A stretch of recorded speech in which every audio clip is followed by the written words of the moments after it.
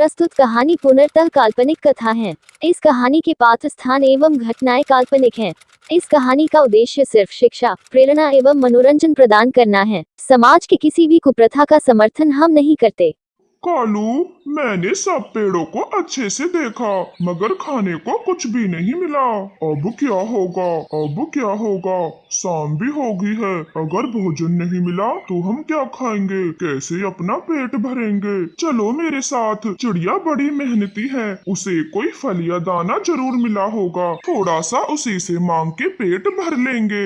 हाँ, तुम सही बोलती हो। चलो जल्दी, कहीं खा ना जाए।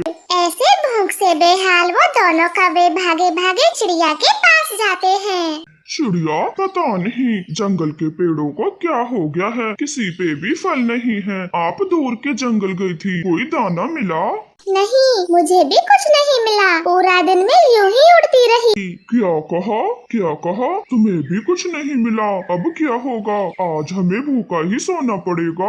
रुके कौवे भैया, मैं अपनी रसोई में देखती हूँ, शायद कुछ खाने को मिल जाए। जल्दी देखो चिड़िया, जल्दी देखो, मैं भूखा मर जाऊंगा अगर कुछ नहीं मिला तो। फिर रानो चिड़िया अंदर से एक डब्बा लाती है। उसमें सिर्फ 3 ही चने के दाने थे। कालू गोरी, काम बन गया। ये देखें, 3 चने के दाने निकले हैं डब्बे से।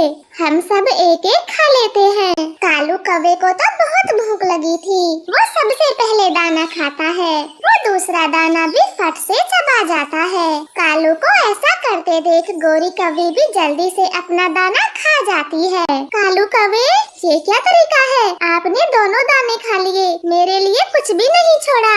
अब मैं क्या खाऊं? मैं क्या करूं? जब मुझे भूख लगती है तो मैं बस खाने पर ध्यान देता हूँ। तुम जल्दी से एक दाना खा लेती जैसे गोरी ने खाया। चिड़िया, हमारा पेट तो भर गया, अब तुम पानी पी के सो जाओ। चले कालू। ऐसे कहते हुए गोरी और कालू अपने घोंसले में आ जाते हैं। बेचारी भोली चिड़िया तो बहुत उदास होती है। ये दोनों कौवे कितने चातर हैं। मेरा दाना खाकर मुझे ही पानी पी के सो जाने की सलाह देंगे।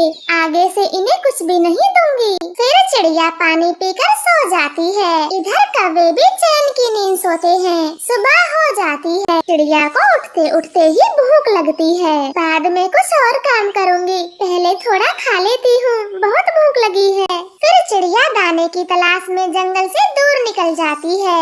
उसे रास्ते में उड़ते हुए किसी बच्चे के रोने की आवाज सुनाई देती है।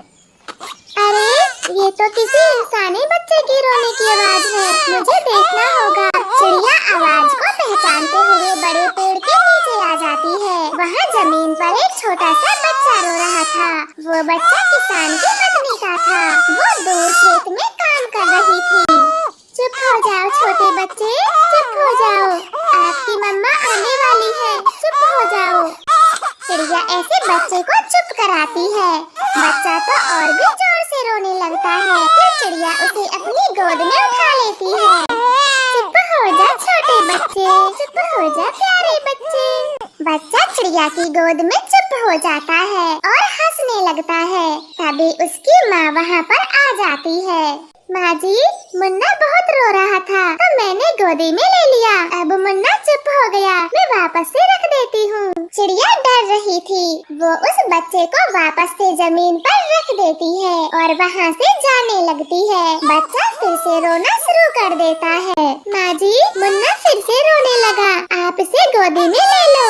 चिड़िया रानी, मेरा मुन्ना ऐसे ही अकेला रोता है। अगर मैं उसके पास रहूंगी तो खेतों में काम कौन करेगा? माँ जी, आपके पति कहाँ हैं? वो खेतों में काम करें, आप मुन्ने के पास रहें, फिर मुन्ना नहीं रोएगा। चिड़िया की इस बात को सुनकर किसान की पत्नी की आंखें भर आती हैं। चिड़िया, मेरे पति को 1 हफ्ते पहले सांप ने काट लिया और वो मर गए। अगर मैं खेत में काम नहीं करूँगी तो फसल नहीं पकेगी। मैं कैसे अपने मुन्ने को पालूंगी? माँ जी, चुप हो जाएं। अब से मैं आपके मुन्ने के पास रहूंगी। आप जाके काम करें, मैं मुन्ने को जरा भी रोने नहीं दूंगी। तुम बहुत अच्छी हो, तुम बहुत अच्छी हो छोटी चिड़िया। फिर चिड़िया फिर से छोटे बच्चे को गोदी में ले लेती है। किसान की पत्नी अपने कामों में लग जाती है। दोपहर हो गई थी। किसान की पत्नी रोटी का डब्बा खोलती है। वो 2 रोटी चिड़िया को भी दे देती है। चिड़िया खुशी खुशी किसान की पत्नी के साथ रोटी खाती है। माँ जी, रोटी खा के मेरा पेट भर गया और ये एक रोटी मैं रात को खा लूंगी।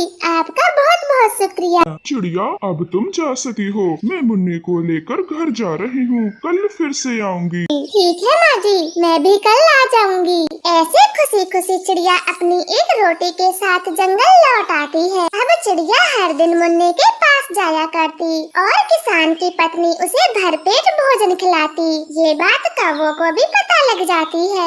गोरी, मैंने सुना है चिड़िया हर दिन किसान के खेत में जाती है और एक रोते हुए बच्चे को चुप कराती है। बदले में स्वादिष्ट स्वादिष्ट भोजन भी खाती है।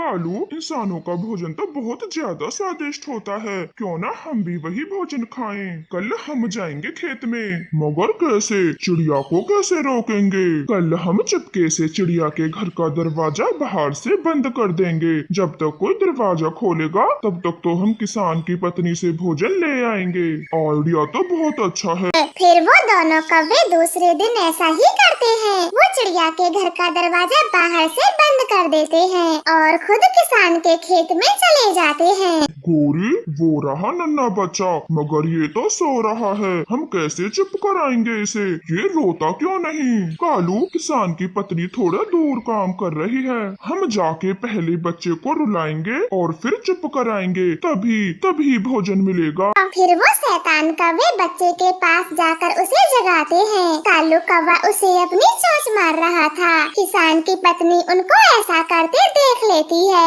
और दूर से मोटा कंकड़ फेंकती है। रुक जाओ गंदे कौवो, मैं तुम्हें बताती हूँ। मेरे बच्चे को मार रहे हो। रुको। कालू, भागो। किसान की पत्नी ने सब देख लिया। वो कंकड़ फेंक रही है। जान बचानी है तो भागो। वो दोनों वहाँ से भाग निकलते हैं, मगर भागते हुए उनमें एक आध कंकड़ तो लग ही जाते हैं। वो वहाँ से जल्दी जल्दी ऊंचा उड़ते हैं। प्यारे दोस्तों, प्लीज हमारे चैनल को सब्सक्राइब करें। आपका धन्यवाद।